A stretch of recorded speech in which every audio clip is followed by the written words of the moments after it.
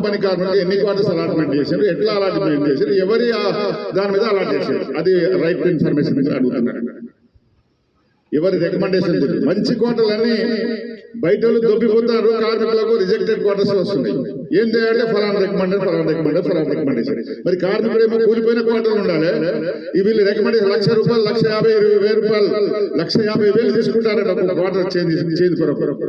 అట్లా బయట వాళ్ళకి క్వార్టర్స్ అలాంటి వాయించేది వాళ్ళకి ఖాళీ చేస్తావా, స్వస్థ వారి పెడతారు.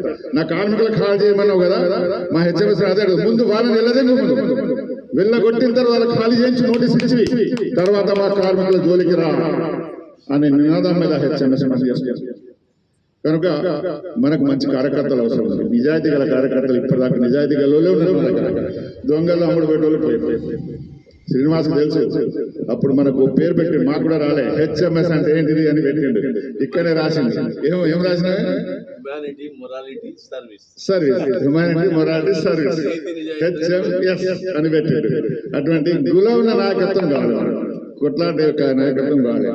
జోకుడు నాయకత్వం మనకు అవసరం లేదు, జోకుడు అవసరం లేదు. ఇక తమ్ముడు నిలబడ్డాడు, మెడికల్ బోర్డు ఆపేరు, ఎవరు మాట్లాడతలేడు. ఎన్నికల కోడ్కు మన మెడికల్ బోర్డు సంబంధం ఏమున్నది అని గెలిచిన సంఘాలు బాగా విర్రవీగుతుండే కదా. మీ నోర్లు ఎందుకు బంద్ అయినాయి అంటే మీ దగ్గర ఎవరు రాలేదా, కేసులు రాలేదా, అందుకే మీరు మాట్లాడతలేరా? సింగరేణి మేనేజ్మెంట్ కూడా, Singareni regular process of work అది మెడికల్ బోర్డు అన్నది, దాన్ని ఎవ్రీ మంత్ పెట్టవలసిందే. అంటే డిమాండ్ పెట్టుకోవడానికి, గిరాకీ పెంచుకోవడానికి డిలే చేస్తాను. లేట్ అయినా కొద్ది నా 2 సంవత్సరాలు అయిపోతుంది కదా, అవుతుందా కాదని అవుతుంది కదా అన్న, ఏదైనా చేసి చెయ్యి అంటే ఇప్పుడు 6 లక్షలు ఉంది, 8 లక్షలు అవుతుంది మళ్ళీ రేపు జూన్ వరకు. అటువంటి కార్యక్రమం చేపడతా ఉంటే మేనేజ్మెంట్ వీళ్ళే సహకరిస్తున్నారు. మన సిఎండి గారిని అడిగిన, నేను సిబిఐకి వేసిన వానికి వేసిన అన్నాను. సిబిఐకి ఏం చేయదని చెప్పిన, ఏం చేస్తుంది సార్ సిబిఐ చెప్పు నాకు అన్నాను.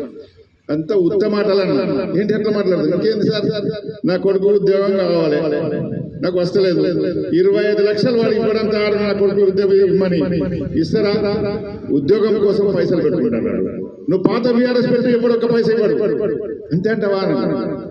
బలరాం నాయక్ గారు అది పెట్టండి సార్, అది పెట్టని ఎవరు, అది పెడితే వీళ్ళ దుకాణం బంద్ అవుతాయి. కనుక లోపభూయిష్టమైన పరిపాలన నడుస్తుంది, అడిగేటోడు ఎవడు లేడు. మొత్తం ఆజమాయిష్ మొత్తం ద్వారగిరి మొత్తం గెలిచిన సంఘాలు ఏదైనా నడుస్తుంది, దాన్ని బ్రేక్ చేయవలసిన మనకు చాతనేంత వరకు హెచ్ఎంఎస్ కార్యకర్తలు నిజాయితీగా పనిచేద్దాం, అడ్డుకుందాం. బెల్లంపల్లి మొన్న వాడు ఈపీ ఎలక్ట్రిసిటీ ఈపీ అయితే